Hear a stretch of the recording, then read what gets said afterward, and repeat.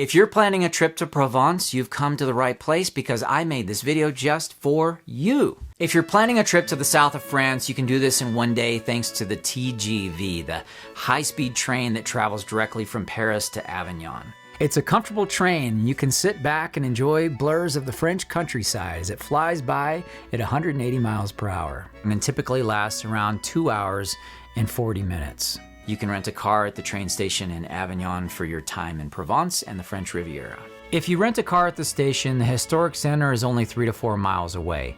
If you stay within the city walls, which I highly recommend, you're going to need to park outside of the city walls and then carry your things into where you're staying. I do recommend you staying at least one night within the walls of Avignon, especially if you're only there one night. And I would ask your hotel or wherever you're staying to store your bags after checkout so you can spend at least half of the next day in Avignon.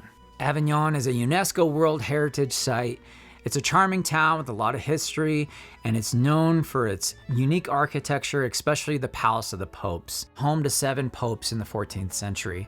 You could walk down by the canals and visit the historic water mills. And you should definitely check out the bridge, which is an iconic bridge, which is famously mentioned in a popular children's song. After your stay in Avignon, I recommend driving about 30 minutes to Pont du Gard, an ancient Roman aqueduct. Then it's a 40-minute to an hour drive to either the village of Saint-Rémy or the city of Arles, which you can make your home base and explore the area for a couple of days. You could take day trips to the hillside villages like Les Baux, Gordes, or you could visit the nearby Lavender Fields. And you're also close to hiking and biking opportunities throughout the region. The Pont du Gard is an ancient Roman aqueduct that is a UNESCO World Heritage Site. Its impressive 3-tiered arches show off the engineering brilliance and cost-effective labor force of the Roman Empire. Plan to spend 1 to 3 hours exploring this region. It really depends on what you want to do. You could walk across the bridge. Please like and subscribe. And you can find lovely picnic spots and recreation areas nearby. I've enjoyed swimming there with the bridge arches looming over me. And you can also rent kayaks to paddle under the bridge and explore further down the river. Arles is a lively city brimming with history and culture.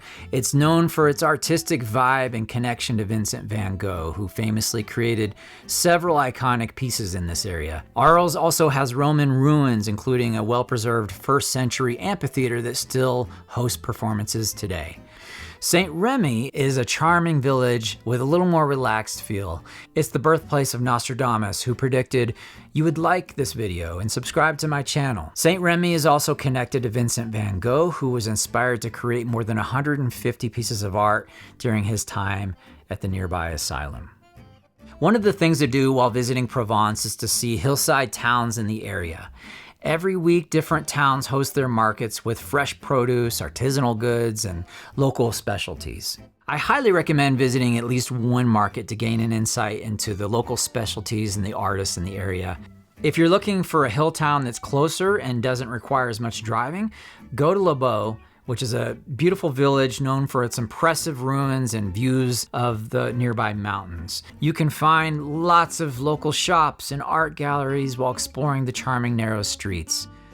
I also recommend visiting the nearby this place, which I can't pronounce. It's an incredible place where these classic artworks are projected onto the quarry walls, and it allows you to feel like you're walking through a masterpiece. Plus, it's a really nice escape from the heat in summer. Gordes is known for its stone buildings and its incredible views of the valley. If your visit falls between mid-June and mid-July, I would visit the nearby Abbey where you can experience the lavender fields in full bloom. Another popular destination is about an hour-and-a-half drive from Gordes. And when visiting these lavender fields, you should aim to go during the golden hours of early morning or in the late afternoon when the sunlight brings out the vibrant hues of the lavender fields. But just be ready to share this place with a bunch of other selfie enthusiasts. Roussillon is known for its vibrant, colorful cliffs which create a landscape painted with hues of red and yellow.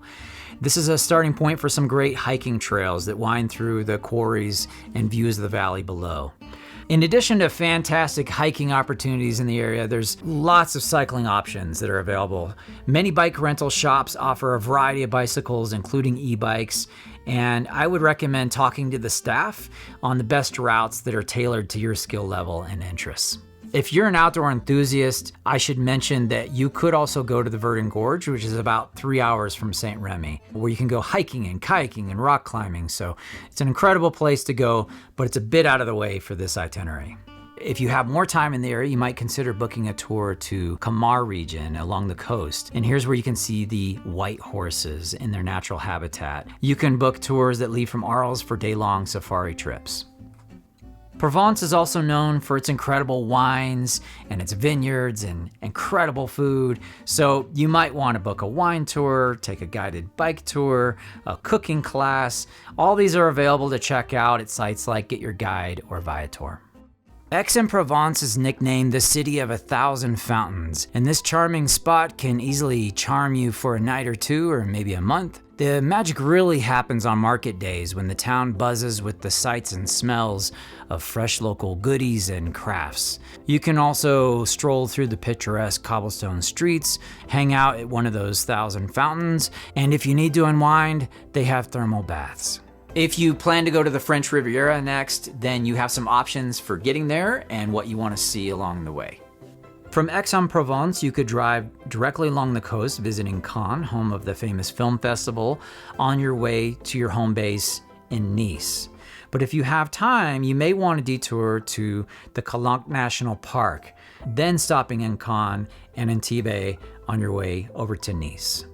Calanques National Park is an hour south of Aix-en-Provence. Its stunning cliffs and crystal clear waters draw sunbathers and adventure enthusiasts alike, which make it perfect for hiking or swimming or sunbathing, paddling, French kissing, you name it. Please check out my channel for more destinations around France and the rest of the world. And if you're in a good mood, please comment below if you think this video was helpful or if you have any itinerary suggestions. Let's make this fun and let's help each other out. Have a great trip in France. Au revoir and ciao for now.